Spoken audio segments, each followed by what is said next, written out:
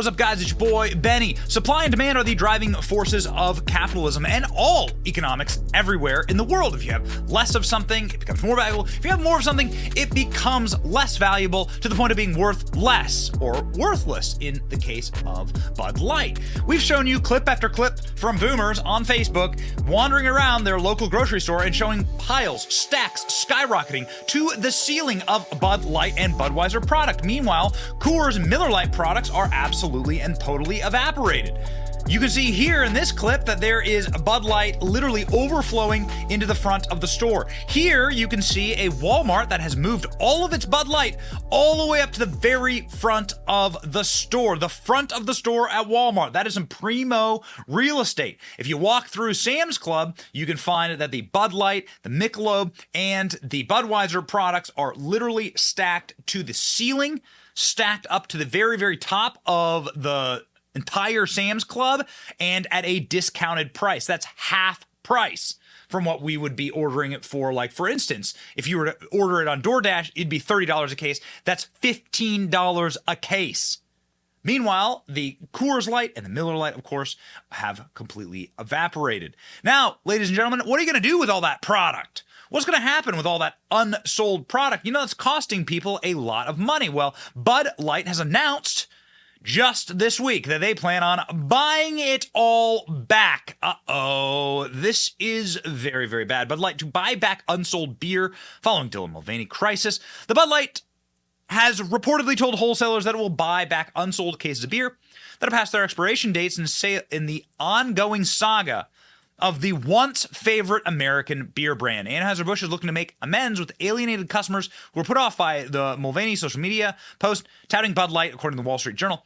The company is planning to have Bud Light sponsor a veterans group for the first time ever, the Journal reports. Yeah, see, nothing like wrapping yourself in the flag and pivoting off the graves of dead American veterans to win back your loyal customers. The brand will also be promoting commercials and will play heavily themes such as football and country music and so on.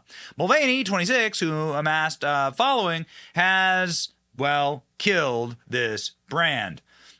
Ladies and gentlemen, they are now going to purchase back Budweiser from guys like this who said that this move to go completely woke and embrace radical gender ideology by this beer brand is going to destroy him and his business.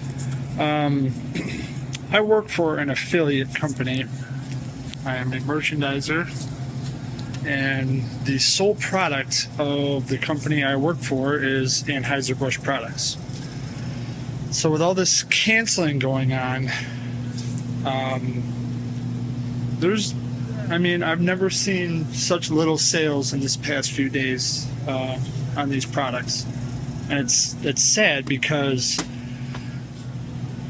when people don't buy this beer, I don't make money, and I can't feed my family. Ah, wow. Well, it does sound absolutely awful. Maybe Bud Light should consider, thinking about its employees before the marketing weirdos who work inside of Manhattan in a bubble decide to go and destroy the lives of the hard workers that actually deliver Bud Light. Bud Light sales declined for the 6th consecutive week amid Mulvaney controversy. It's not a controversy, it's just the death of your brand. Anheuser-Busch saw the sales of Bud Light decline for a 6th straight week, the most successful boycott in human history. During the week of May 8th, U.S. retailers decreased 28% compared to the same period in 2022. 28%. Well. Ladies and gentlemen, that means that we have cut billions of dollars off of the Bud brand, and you can see it here in the ticker for their stock. This is a brand in total and complete collapse. This is approximately when the boycott began, and when the boycott got going, and now you are starting to see the actual effects of the boycott. I told you, economically, it's going to take a little bit of time for this to actually have a proper effect. And this effect is now being felt, and people are starting to freak out and panic. What you see here, ladies and gentlemen, inside of this Wall Street Journal article, which is very well reported and interestingly sourced. This is the top of the article here. Wall Street Journal, how Bud blew it, how they pissed off effectively everyone inside of this chaos of attempting to go woke. The lesson here is just don't go woke with your brand. Nobody cared. Everyone would have kept drinking Bud Light if they had not gone woke. They went woke, and now look at this data. Costly promotion. The week sales volume of the U.S. changed year over year. So this is Coors Light and Miller Lite skyrocketing up to 20% more. And here's Bud Light dipping down here, nearing the 30%. Look at this. Look at this. This is the beginning. This is just the beginning. You're going to get out into the 30s and the 40s here. Mark my words. Save this video. Here's Alyssa Heinerschein. The article goes on to talk about how this person who lives in Greenwich, Connecticut, who doesn't know anything about St. Louis, doesn't know anything about the middle of the country, doesn't know anything about the actual people who drink the beer, how they located the marketing offices from St. Louis to New York, what a nightmare that is. And it describes how Bud Light works. Anheuser-Busch works with 385 independent distributors or wholesalers across the country. Many of them are family-owned businesses that have carried Anheuser-Busch products for generations. The move of the company's sales and marketing hub from St. Louis to New York in 2015, several years after Anheuser-Busch was acquired by global giant InBev, European company InBev, it is not an American company, has been the point of contention. Some wholesalers have pushed back the brewer to move the marketers back to St. Louis, arguing that the executives in New York are out of touch. The wholesalers, employees, and many driving the trucks bearing the Bud Light logo were soon confronted by angry people in the streets, in stores, and in bars. You cannot wear the Bud Light brand any longer. It is a poisoned brand, and it's going to get worse. There were threats to various facilities and wholesaler locations. Hey, listen, I'm not arguing for that kind of stuff. Everyone needs to remain peaceful. But the most desperate thing that you can possibly do inside of the most damaging thing that you can possibly do inside of a situation like this is to not buy the product, to refuse to buy the product.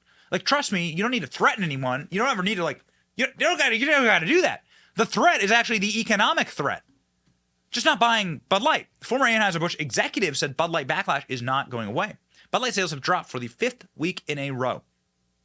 Anheuser-Busch executive is warning that Bud Light backlash is not going away anytime soon. Consumers feel like they have having an impact.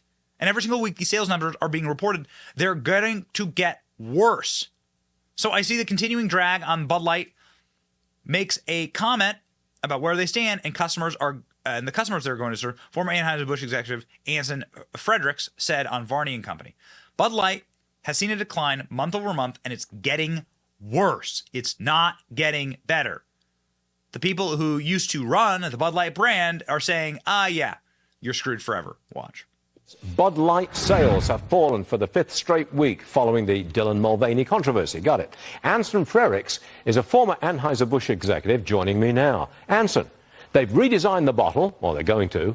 They've released a patriotic ad campaign. They're practically giving the stuff away. Is any of this going to work and get Bud Light drinkers back to drinking Bud Light? Stu, unfortunately, I don't think that it is, because the one thing that they haven't done is say they made a mistake with this campaign and been clear about who they're going to serve moving forward. Is it going to be their shareholders and their customers who want them just to create a Bud Light that's apolitical, or are they going to be serving their stakeholders? These are the people that want BlackRock, State Street, Vanguard, who are asking them to serve political organizations, activists. And I think until they're clear and they make it clear that they want to serve their customers moving forward, unfortunately, I don't see this going away. Well, wait a minute. You put your IFB in so you can hear what I'm saying. Okay, here we go. If they turned around and said, we made a mistake putting a trans on that can, all hell breaks loose. You can't do that, Anson, and you know it. Well, I think what it is, but I think when you take a look about what does Bud Light stand for, Bud Light stands for was a brand that was never about politics. This was always about a brand that brought people together. It was about football. It was about sports. It was about music. It never got involved in political situations. That's why it was enjoyed by both Republicans and Democrats equally. And that was what made the brand actually remarkable, it was remarkably unpolitical. And this is just a political situation they should not have got themselves in. This is a beer company. They should be about selling beer. Should you politicize any product? I mean, we're talking about now the politicization of beer, for example, but any product, I can't see it as a winning proposition. You're going to annoy at least half the population. You know, if there are certain brands that they're about getting into politics. And that's part of the brand. That's part of the ethos. Maybe they should. You know, Ben & Jerry's. This was created by a couple of folks in Vermont. They have kind of a hippie counterculture to them. If that's part of the brand and they serve a customer and that's part of their mission statement, sure. And then people can choose not to be part of that brand. With Bud Light, that was never part of the brand or part of the message. And I think that's what's upset so many people here. And that's why I think this boycott is going to go on a lot longer than people give it credit for. And there's two reasons that boycotts tend to be successful. The first is when it's easy for consumers to switch to other brands. And then secondarily, when people feel like they're having an impact. And in this, Bud Light, it's not very that much different from Coors Light or Miller Lite. It's water, it's barley, it's hops. What sets it apart is its messaging. And so it's easy for consumers to switch to the grocery store, the convenience store. And then separately, consumers feel like they're having an impact. And every single week, these sales numbers are being reported, and they're getting worse and worse every single week. So I see this continuing to drag on until Bud Light makes a comment about what they stand for and what customers they're going to serve. It's the most extraordinary boycott I've seen in ever, actually. Anson Frerichs, thank you very much for joining us. That was fascinating stuff. We'll see you again later. Thanks a lot, sir.